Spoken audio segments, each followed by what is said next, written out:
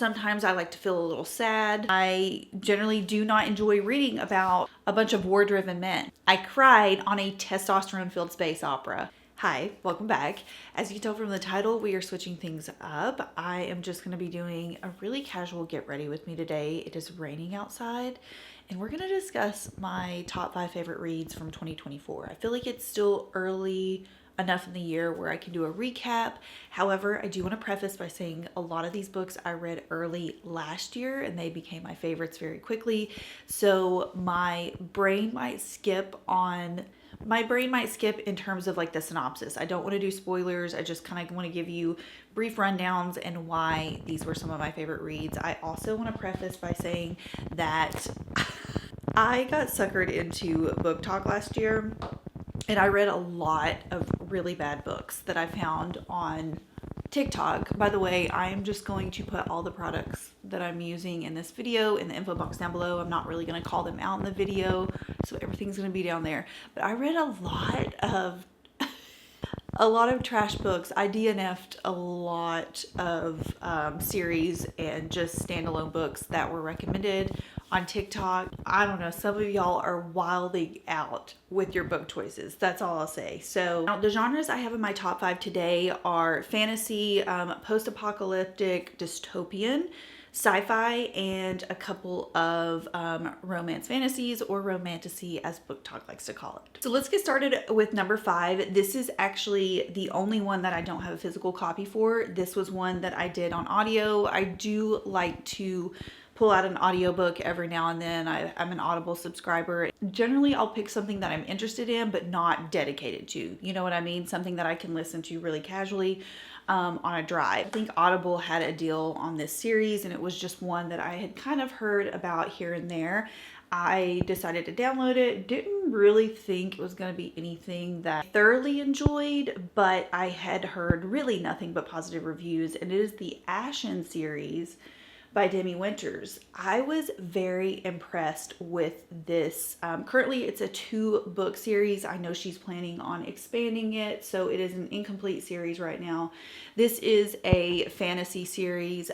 It does have a sprinkle of romance in it. I would really not consider this book a romantasy. There's such a fine line on what people consider that to be nowadays, because you have everything from, you know, a little sprinkle of romance to like the smuttiest of smut sprinkle of romance. So this is very much a journey-based fantasy. It is Viking and Norse themed. It starts out with a girl named Scylla, and she seemingly lives with her father her entire life. And if I remember correctly, she is kind of in that like typical fantasy age group. I want to say she was like 20 or 21. The book starts out pretty fast paced. She, like I said, has lived with her father her whole life, and something happens that requires her to leave her village and her father. There are some secrets surrounding her father, and she has to travel the Road of Bones, which is what the first book in the series is called. I should have said that. So you have the Road of Bones and also Kingdom of Claw. So she's forced to travel on this road called Road of Bones, very dangerous, notorious road in this kingdom, and she stumbles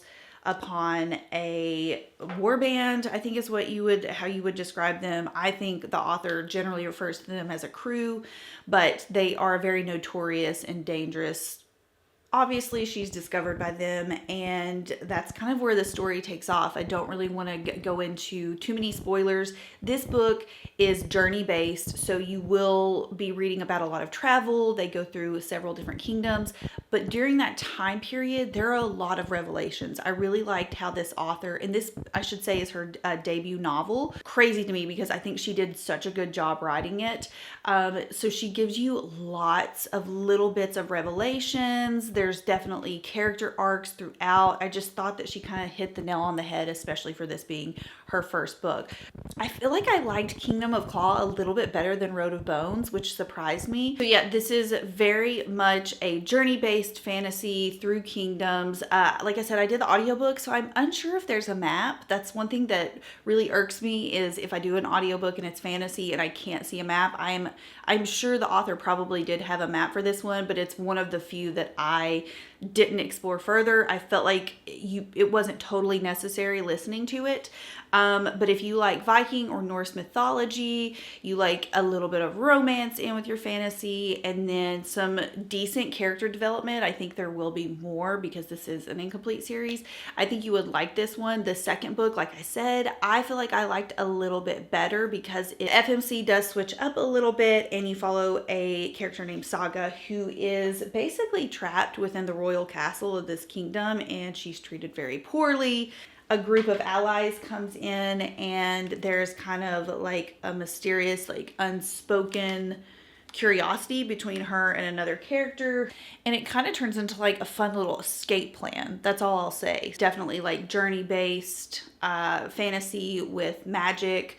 There are people who possess magic in this book, and they are called the Galdra. It's not the most unique, but it is very easy to grasp. So yeah, I really enjoyed this series. It was just an unexpected fun read for me. Number 4 was a book that I randomly stumbled upon. This was actually written in 1995 by a Belgian author, and this is a translated book. So I have the English translation, obviously, and it is called I Who Have Never Known Men by Jaqueline. Harpman. This is a very short read. It is around 200. Oh yeah, it's not even 200. It's about 160 pages. This was such a good breather for me in between some of those thick boys that I was reading. This is a very ominous read. I will just go ahead and say it is not happy-go-lucky. It has a very ominous undertone to it.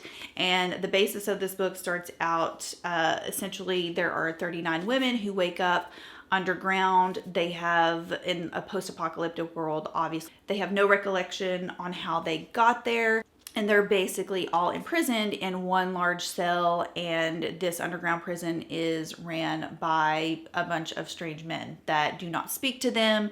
They basically feed them, and that's their role, and guard them. So already we are starting out very heavy. The book follows the youngest character, or the youngest member of the 39 women, who actually has no memories prior to being imprisoned there.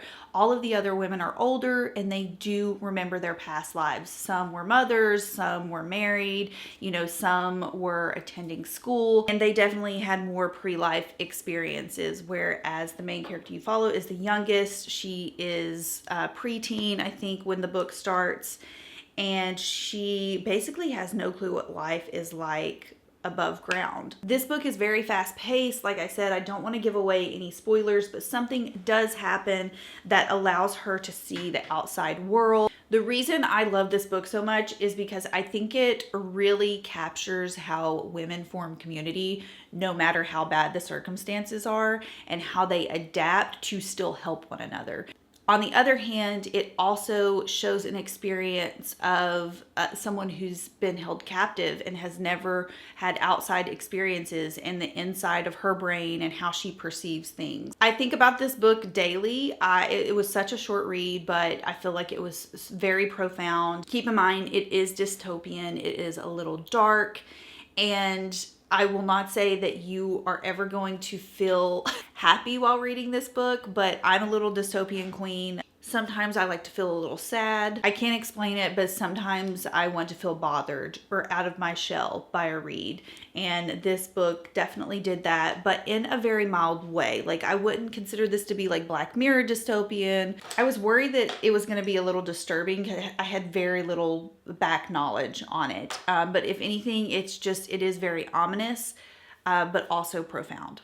Okay, my number 3 read was so fun. I absolutely devoured. This is a duology, also a debut novel from this author, and I just had the best time reading it. It is the One Dark Window or Shepherd's King duology by Rachel Gillig. This is also a debut novel for her. And look at this. Look at my female debut novel writers just killing it in my top 5. I cannot explain how much I loved this duology. I wish that there were more. The magic system in this, I have never read anything like it. So this starts out with a character named Elspeth Spindle, and she lives in this kingdom called Blunder, and it's kind of plagued by this mysterious mist, which ultimately gives people something that they call the infection.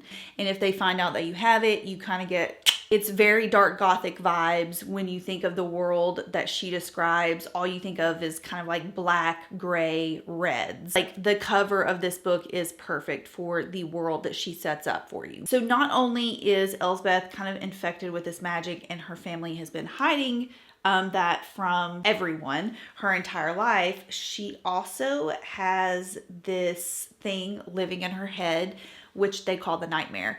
And he has just been hanging out, just like low-key hanging out in her head her entire life since she was a child. She really has no clue why. His influence in his voice gets more prominent the older that she gets. The reason why the magic system is so fun in this series is it is based off of cards. So you have these things called Providence cards, and each one has a different type of magic. There are only a certain amount of these cards, so the ones that have lesser magic you'll find more of within the kingdom, and the ones who are more powerful you will only find a few of. So there's the most powerful one is called the Twin Alders card, and there is only one of those available. And so this kingdom, especially the royalty, are really obsessed with collecting these and finding these so they can have the utmost power. I loved the card system. I loved learning about what each card did, what the side effects, because some cards have certain side effects. I loved learning about that.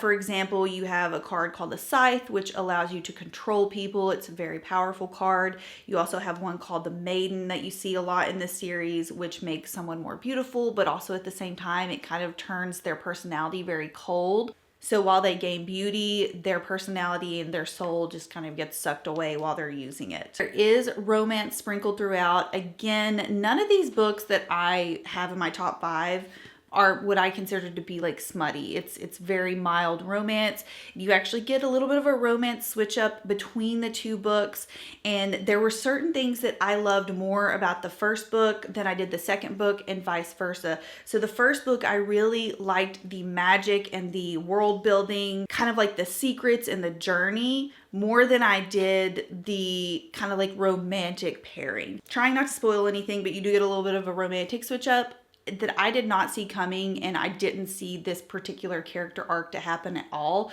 This particular character just seemed like such a side meh character in the first book, and she really like elevated the personality, the direction that I guess I should say those characters, because I think there is definitely character progression with 2 that I just didn't see coming in the second book. So the second book, I really kind of liked the romantic side story more than I did the magical journey. I felt like in the second book, she didn't tie up all the loose ends, in my opinion. There is a point in the middle of the book where I felt like there's a drag happening. There's a lot of travel going on and not a lot happening while traveling.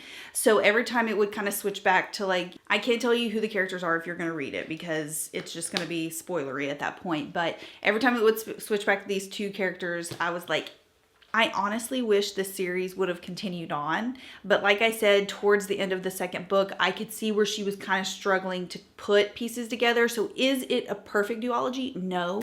Did I have the best time reading it? Yes. Number 2 is going to be so controversial, especially with my romantasy girlies, because I feel like you either loved this book or you hated it. And I'm just going to go ahead and brag for a minute. I purchased this book before it even had a publisher. I read this so early last year that on the back of the book, this is honestly like it's a first edition copy, and the back of the book is the text is cut off. Like that's kind of how I bet the author was pissed when she got 1,000 copies of these in and the text was cut off on the back. But I read this very early last year, and it is now a huge phenomenon in the romantasy scene. You can find this at Target, you can find this at Walmart. Anywhere where books are sold, you're going to find this. And I have to say that personally, I loved it. It was my favorite romantasy series of last year. And I want to say it came out last year, like early on. It might have been late 2023. But like I read this right after the One Dark Window duology, and it is When the Moon Hatched by Sarah A. Parker. So there was a lot of discourse with this book. Like I said, I felt like when it did blow up, there were reviews. I couldn't understand why people didn't enjoy this book. And here's my personal thoughts. TikTok and Book Talk, especially in the fantasy romance genre it was out of hand last year. I read so many horrible fantasy romance books based on TikTok recommendations. And if you're interested, I will do or could do my top 5 least favorite books that I read in 2024. A lot of the girlies were just interested in the romance and the smut, and that is not what you're gonna get from this. There's definitely a lot more romance in this book than, let's say, the One Dark Window duology. But for the most part, this is very poetically written. She takes a long time to describe certain elements, and personally, I love that. Some people get annoyed with that. I would just say she likes to give a lot of description. Anyways, I love a good description. I'm reading an epic fantasy by John Gwynne right now, the Malice series.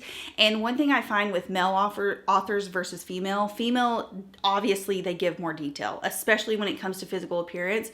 My Malice series right now, I'm 50 chapters in and I still don't know what color hair one of the main characters have, okay? That is something that irks me, because if you haven't told me by chapter 6 what color hair Corbin has, I'm just going to go ahead and make that up in my head, and I'm going to say he has short brown hair with blue eyes. Then I find out on chapter 40 that this man's has shoulder length black hair, a beard, and a battle scar. No.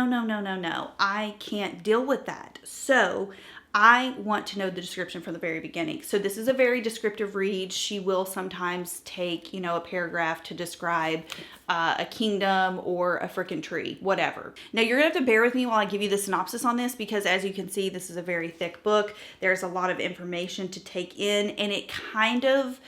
Time is not the same in this book as it is obviously in modern day. It's a little bit, it's a little complicated to describe. One thing I also love about this is the FMC is older. She's not a little gullible 18-year-old. And I just love that. I love to see an older FMC. So you do have a glossary with a lot of terms, creatures to describe, time phases that you're going to have to go back and read. And if that's annoying to you, then, this may not be the one for you.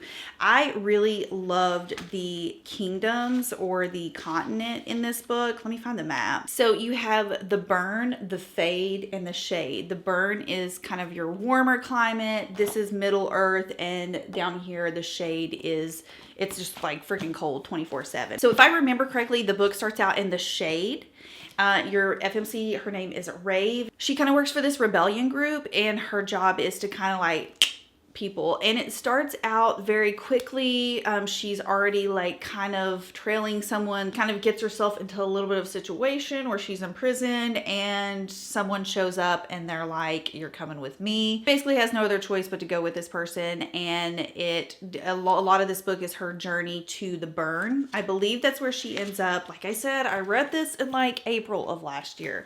So she ends up in the burn, so the warmer part of the climate, with this person who, I'll just say this, claims to know her very well. She has no recollection, no memory of this person, no memory of ever being in these particular areas. I wish I could describe this more. There are so many good revelations in this book. That's why I loved it personally. I just realized I wasn't doing my makeup for like 10 minutes. The love interest in the series is top tier. I absolutely love how there is progression, there is revelations within this love interest, and I just absolutely love them. And on Book Talk, when girlies are obsessed with the partner who would like burn the world for her, this, but not in a weird like possessive Zayden Ryerson way. You know what I mean? Very much in like an honorable, you make the decision type of way. So the love interest was peak, top tier. I was obsessed with that. This is a dragon fantasy, so you have dragons, and they're little interesting dragons. I don't know how I'm going to describe these dragons to you. These are not like Game of Thrones dragons. These are not like Fourth Wing dragons. Oh, these are the dragons. Molten Maws, Moon Plumes, and Saber Scythes. This is a Molten Maw. But look, they're little like feathery things. You have lots of mythical creatures. Those are ones that you will have to learn in the glossary. Some of these mythical creatures have ridiculous names. I will just go ahead and say she got a little wild on the naming of some of these creatures. But it was a fun read. It's not one that you're going to fully understand at first. So if you don't like deciphering fantasies, then again, this one may not be for you. If you want something that is very easy to digest with a lot of romance, then When the Moon Hatched is not going to be your vibe. This book ended on such a good cliffhanger that I personally did not see coming. We had a ton of revelations towards the end of this series, and I was obsessed. It was one of the first fantasy romance series that gave me the vibes of, you know, reading something like ACOTAR for the first time. This is also an incomplete series. I believe the second book comes out this year in the fall, which I'm very excited for. We don't have to wait 20,000 years. So, dragons, good world building. I really enjoyed the world and the system in this book. Lots of creatures, epic romance. Like, even if you didn't like this book and you made it all the way through, you cannot tell me that the way she wrote this couple and their evolution wasn't chef's kiss. One thing I love in a good fantasy series is a found family. I wouldn't say that this has that fully yet, but I do suspect heading into the next series or the next book that this will be a beautiful little found family situation. Yeah, it ends on such a good cliffhanger. I was just like, really? It was one of those where I was like, you can't, like, don't leave me like this. For the remainder of this video, we will be discussing My Roman Empire of 2024. This was my top favorite. This is a series, so it's not just one book. When I say I think about this book and this series daily, I'm not joking. The characters just, I have never seen character arcs in a series like I have within this. And I bet y'all are thinking, this is another little romantasy. No, sis. No, this is pretty much, this is more sci-fi. This is a sci-fi fantasy. And this was one that was recommended by my husband. He had started this a while back. I can't remember when he started this. I want to say it was either early 2024 or late 2023. And this is currently a are there 6 books? Yes, currently 6 books in the series. The last one, who knows when it's going to come out, but it will be completed at book 7. So this is one that my husband recommended to me. And when I say that we became fully obsessed with this series last year, I 100% mean it. And it is the Red Rising series by Pierce Brown. Now, when I tell you it took a lot to get me to read this, because I'm not a sci-fi girly, okay? And this is a testosterone-filled space opera. I generally prefer female authors, and I generally do not enjoy reading about a bunch of war-driven men. And although this series has a lot of that, there is so much more. It is the way Pierce Brown writes these characters. Before I even get into what this book is about, I have never read a series where one moment I hate a character for an entire book and then they become my favorite in the next, and vice versa. The tragedy in these books, and you will discover how quickly the tragedy happens within chapter 1 of the actual Red Rising first book. Now, I want to preface this by saying I DNF'd this first book for like a whole month. I listened to it on audio to start out with because Will was begging me to read this freaking book. And I said, okay, I'll read the first one, but I'm not going to commit to the rest. I'm just not. I DNF'd for like an entire month. I was like, this ain't it. Like, this is not going to be for me. I don't know what possessed me to, but I did pick it back up, and I'm so glad that I did. So I want to tell you that the first book is actually my least favorite. I think I rated this like a 3.5. The first book is not like the rest of the series. It is, I would separate the first book completely from the rest of this series because there is such a major jump and difference in the storyline and how the story progresses. There is one character that got me through the first book who is my favorite character in the entire series. Like, he is, I've never audibly laughed out loud at some of the lines of, especially in a fantasy series. There's a particular character in this series that I just, Pierce Brown, like, has hilarious lines for. Okay, I need to shut the hell up and actually tell you what this book is about. So the first book, I'm just going to go off the first book and then maybe give you little tidbits of the rest of the series. But this takes place on Mars. So we are in space, and this is a timeline where planets are habitable. So there are people living on Mars, at least that you know of in the first book. And this is very much a class system. So think Brave New World. When I was reading this, I was like, this is Brave New World vibes for sure. There's a class system, and these people are based on a color system. So you have golds at the top, reds at the very bottom. It's not an extensive class system. Brave New World, you have like all of these different colors.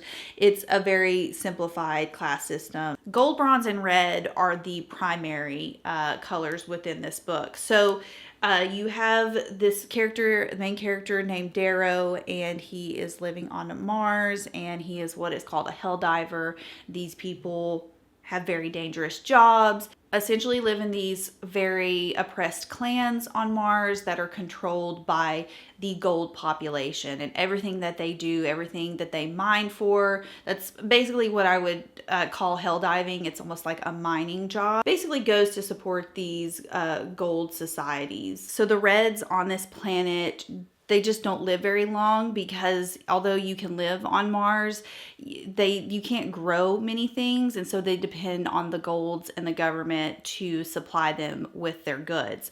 And long story short, you find out that the government has been telling a little tattletale. They've been lying to these reds about how their system actually works. And there is a very heavy tragedy that happens within the first few chapters that leads the main character, Darrow, to kind of embark on this unwilling journey to make his society better, is how I would describe it. A lot of people compare this to Hunger Games. I would say it is 1,000 times more violent than Hunger Games was. I don't like when people say, oh, if you liked Hunger Games, you would like this. No, sis. Some people liked Hunger Games.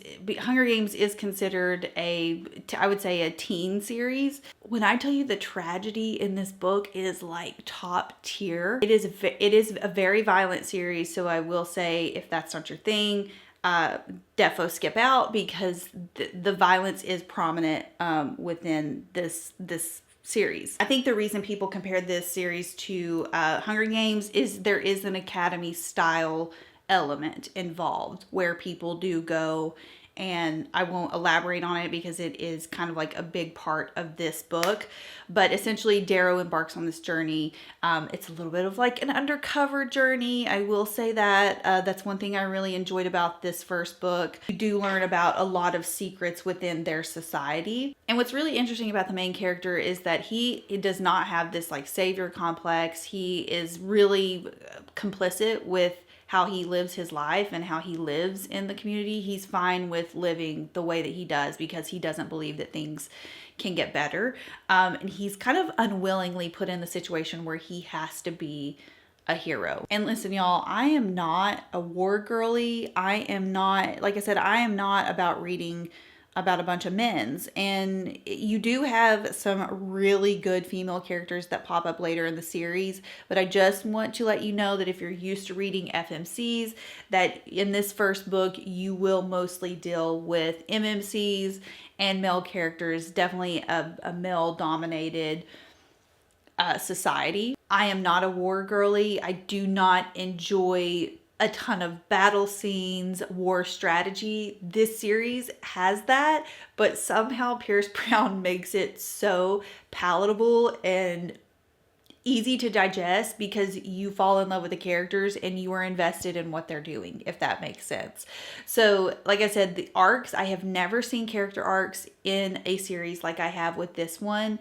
The way he just molds these people into being the funniest or the baddest or complex, very complex characters, some that sometimes you love and sometimes you hate. I have truly never seen character arcs like Pierce Brown does. And there's one particular character within this series that I love. He's the funny one. I need a good like funny moment, you know what I mean? I need a good clown like thrown into especially a really heavy, deep, tragic series, which is exactly how I would describe this. And he got me through the first book. I cracked up at some of his lines. So, and then when you think you know a character, he will arc them and change everything that you think about said character. Like I said, I am not into war. But the way like I would go to war with these men's, especially my favy, If you've read the series, you know who I'm talking about. Like, it's very obvious who I'm talking about. This definitely is a found family situation, so I also love that. It's found unconventional family, but found family nonetheless. So I love that about the series. Honestly, at this point, I'll do anything, just release the last book. And I am going to be crushed. Pierce Brown, no one does tragedy like him as well. Like, I cried on a testosterone-filled space opera on this last book. The last book currently out is called Lightbringer. You know what? I cried on a character that I hated for the entire freaking series. Okay? I'll just leave it at that. Like, that is how emotionally devastating his writing is, and how he twists these characters to be everything that you hate and then everything that you love. One thing I will say is that if you are unsure about this series, a lot of the times it is free on Audible.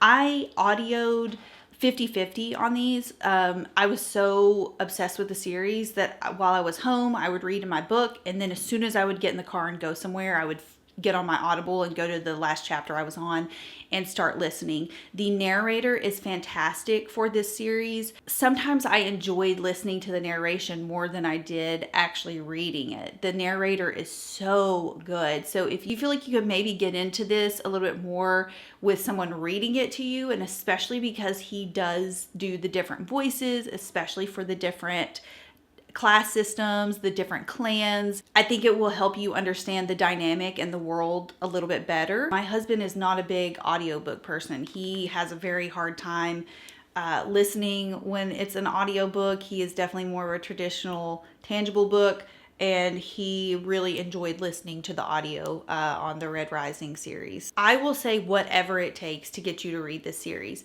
And something that is kind of irritating me is that there's another book that's being compared to it, and Will read it and he said it was so similar. And it's gotten more popular to me than the Red Rising series, and that's The Will of Many by James Islington. I think it's Islington. Is it Islington? You've probably heard of it. The Will of Many. It's kind of blown up, and Will was reading it to me, and I was like, oh my God, that's Red Rising, like in a nutshell. And it's definitely had a moment, and sometimes we just don't understand why this series isn't more popular. I'll do whatever it takes to get you to read this series, because it's just, I think about it daily. And I mentioned it not really having a ton of female characters in the beginning. Later on in the series, you will get a lot of female characters, and you know what? They're very badass. Like, one of the coolest female characters, and coincidentally happens to be linked to said favorite character previously. They happen to be linked together. One of my favorite female characters, especially when it comes to like a baddie female character, one of my favorites in this series. Okay, I'm gonna leave it at that. This series will absolutely crush you. You will be invested like no other. And like I said, from the beginning, I was not enamored. The first book, by the time I got done with the first book, I remember asking Will, can I, like, am I done? Like, do I have to read the next one? And he was just going to be okay that I actually just read the first one. And he was like, yeah, but I think, things really pick up, like in the second one, if you read it. I listened to him. I listened to my husband for once. And the second book, immediately I was hooked. And from that point on, I could not look away. I refused to look away. And I thought about these characters vividly for the rest of 2024. So now I will say you get a little smidge of romance here and there within the series, which I love. And the romance series that are in this book, honestly, I told Will, I was like, you know what?